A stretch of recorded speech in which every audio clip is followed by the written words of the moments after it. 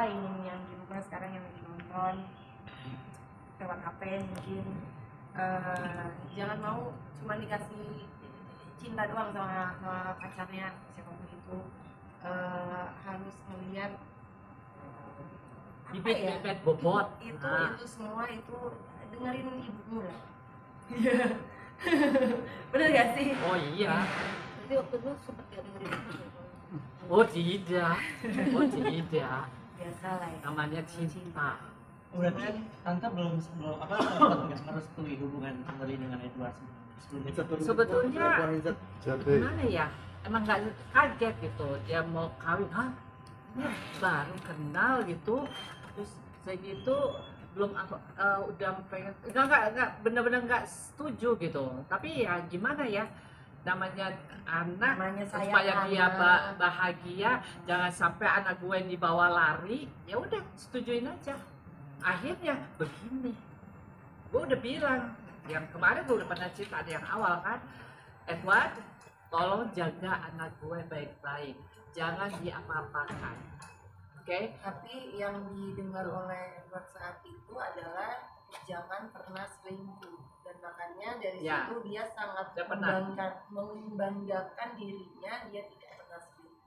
Taunya setelah menikah ada sesuatu kejelekan dari dia. Gue perlu ngomong nggak? Apa tuh tante? Ini kan kita nggak tahu. Kita nggak tahu ya. Kita nggak tahu. Itu saya setelah dia kawin, saya benar-benar Tonya, gue mau ngomong nih, boleh kan? Boleh. Setelah nikah nih ya, setelah nikah ya. Setelah apa sebelum nggak sih? Sebelum nikah, Tonya buat lanjut, kita nggak tahu, karena kita nggak tahu, udah nggak usah diomongin, karena kita nggak tahu. Tapi ya udah mau gimana? Ya. Karena udah mereka nikah, ya itu. Hakim izin konfirmasi dari pihak sebelah mengatakan waktu sebelum melayangkan gugatan cerai, Hakim dan Natasha ini sempat kabur dari rumah dan sempat membuat surat pernyataan agar tidak mengulanginya lagi. Siapa yang tidak mengulangi? Ya, jadi pihak sebelah itu mengatakan bahwa Hakim itu pernah sempat kabur dari rumah sama Natasha Rizky tanpa sepengetahuan. Natasha Ryder. Tanpa sepengetahuan Edward sampai akhirnya dibuat surat pernyataan. Aku enggak. Itu aku tidak pernah kabur dari rumah tahun 2019. Aku nggak pernah kabur. Aku kabur dari rumah itu tahun 2021 setelah dia KDRT. Aku bukan kabur, tapi aku membawa anak-anakku karena saya tidak merasa safe di rumah. Itu 2021 bukan 2019. Ya ini 2021 ya, itu udah KDRT. Saya keluar dari rumah, dia pergi syuting. Saya merasa tidak safe. Ngapain gue di rumah? Ngapain gue nungguin suami yang udah KDRT saya di rumah? Saya bawa anak-anak saya bersama dengan bapak saya yang saya datangin dari Bali saat itu untuk menginap di satu tempat selama beberapa malam supaya semuanya lebih keluarga. Itu sih yang saya kabur dari rumah. Katanya sempat membohongi Edward juga. Bahkan Hakim membuat surat pernyataan tidak akan mengulangi kesalahan tersebut karena sudah merendahkan martabat Edward. Itu ngomongin 2019, itu beda lagi. Itu tentang setelah dia merusak barang-barang saya yang akhirnya amounts to beberapa puluh juta dalam hari itu, dan akhirnya dia tidak membelikan saya kembali barang-barang tersebut yang saya sudah beli sendiri. Saya meminta bantuan dari adik saya untuk beli ulang barang-barang yang sudah dirusak itu, ya nggak sih, yang 2019 itu. Akhirnya pokoknya saya bohong sama Edward lah pokoknya saat itu soal saya mau beli barang-barang tersebut lewat adik saya, bla bla bla. Terus dia suruh saya bikin surat saya tidak akan bohong lagi sama dia, bla bla bla.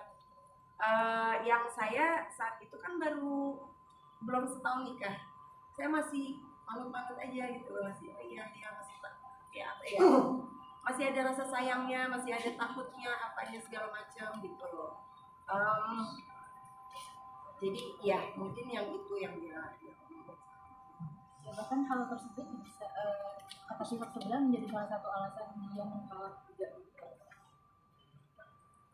itu 2019, talak 3-nya 2024. Kirim aja dulu.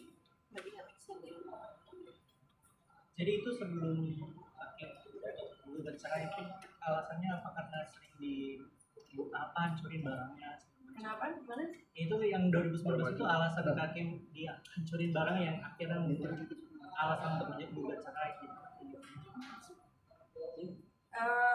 Alasan gugat cerai banyak banyak mungkin itu doang. gak mungkin itu doang. Cuman karena dia ngancur-ngancurin barang kan udah ya dari 2019, 2021, Beberapa kali 2023, gak tahu dia berapa kali. Tapi yang di luar itu banyak lah ya, bisa dilihat sendiri lah dengan semua video yang sudah keluar sejak kita berpisah, bisa dinilai sendiri seperti apa edward orangnya, yang akhirnya saya juga tidak tahan Hakim ini kan tadi Kamar Tasya kan saksi kedua, saksi ketiga kira-kira menjelaskan tentang apa tadi? Saksi ketiga itu menjelaskan tentang yang terakhir di rumah yang di Bali itu, yang soal ungkapan segala macam itu,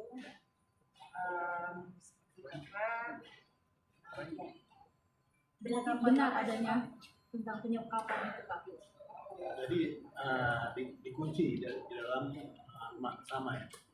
Maka dari itu setelah adanya penguncian oleh saudara penggugat, jadi saudara penggugat ini kan akhirnya pindah domisili ke Jakarta, ke Jakarta Pusat. Maka dari itu kita juga memberikan ini dan bukti-bukti bahwa Pengadilan Agama Jakarta Pusat itu berwenang karena ada suatu tindakan pidana dan KDRT juga seperti itu.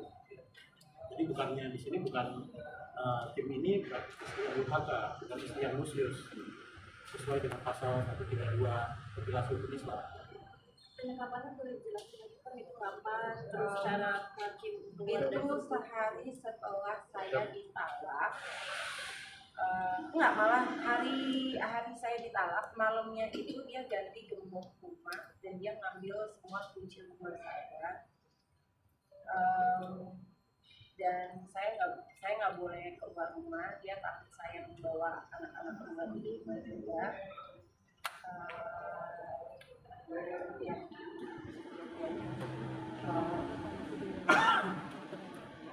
Berapa lama Pak yang tadi rebutan HP terus tampar itu ya, yang setelah talak Apa itu? setelah talak kan ada kejadian rebutan HP terus Ya, itu tampar. besoknya. Ya.